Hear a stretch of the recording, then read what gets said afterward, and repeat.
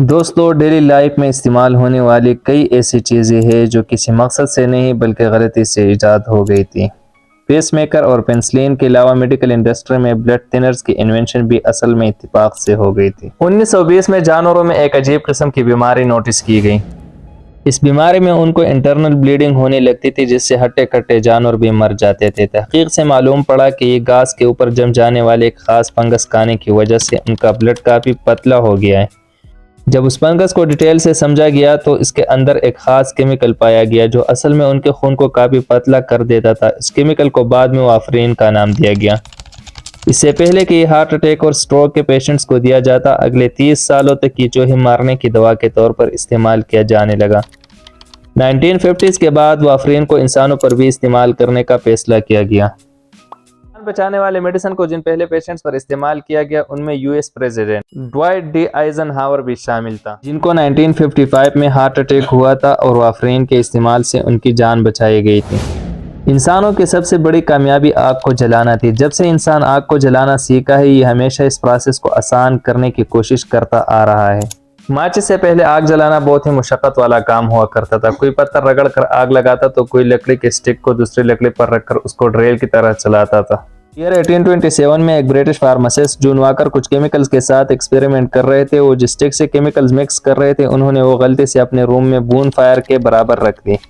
अचानक लकड़ी पे लगी केमिकल्स में आग लग गई। उसी के बाद उनको मैच स्टिक्स बनाने का आइडिया आया था। ये केमिकल्स पोटाशियम क्लोरेट और एंटीमनी सल्फाइड का मिक्सचर था। जून वाकर की ये इन्वेंशन इतनी ज्यादा कामयाब हुई कि तब से लेकर आज तक हर घर में माचिस जरूर होता है। इसके बाद नजर डालते हैं कोका कोला पर। किसी को मालूम था कि तलवार का एक वार दुनिया का सबसे फेमस सॉफ्ट ड्रिंक बनाकर छोड़ेगा? जी हाँ, ये बात है ईयर 1865 की, जब डॉक्टर पिम्बरटन, जिनको अमेरिकन आर्मी ने लेफ्टिनेंट कर्नल का रैंक भी दे रखा था, बैटल ऑफ कोलंबस के दौरान उनके सीने पर तलवार का एक वार लगा था। ये जख्म इतना दर्दनाक था कि डॉक्टर पिम्बरटन ने मॉर्फिन का इस्तेमाल शुरू कर दिया था।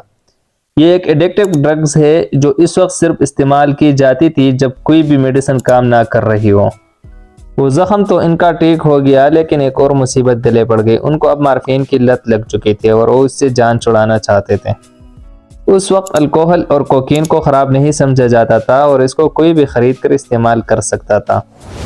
उन्होंने अपने लिए एक ऐसी दवाई बनाई जिसमें कोला नट्स और डमियाना नामी प्लांट का रस डाला और उसके ऊपर कोकीन और अल्कोहल का मिक्सचर भी। ये एक अल्कोहलिक ड्रिंक के साथ साथ पेन किलर के तौर पर भी काम करती थी। करीब 20 सालों के बाद 1886 में एंटी अल्कोहलिज्म कैंपेन चली, जिसमें अल्कोहल और कोकीन के खिलाफ एक कानून पास हुआ। तो डॉक्टर पिम्बरटन ने कुछ एक्सपेरिमेंट्स किए, जिसमें सिर्फ कोला नट्स और कोका के पत्तों का मिक्सचर में से एक सिरप बनाया और गलती से उसने सिरप के साथ कार्बोनेटेड वाटर भी डाल दिया। तो फार्मेसी स्टोर्स ने इसको सर दर्द के नहीं बल्कि रिफ्रेशिंग ड्रिंक के तौर पर बेचने का मशवरा दिया। अब क्योंकि ये ड्रिंक कोला नट्स और कोका लीव्स को मिलाकर बनाई गई थी, तो इस वजह से उसे कोका कोला का नाम देकर रिफ्रेशिंग ड्रिंक के तौर पर बेचा जाने लगा। आज कोका कोला की मार्केट वैल्यू तकरीबन 260 अरब US डॉलर है।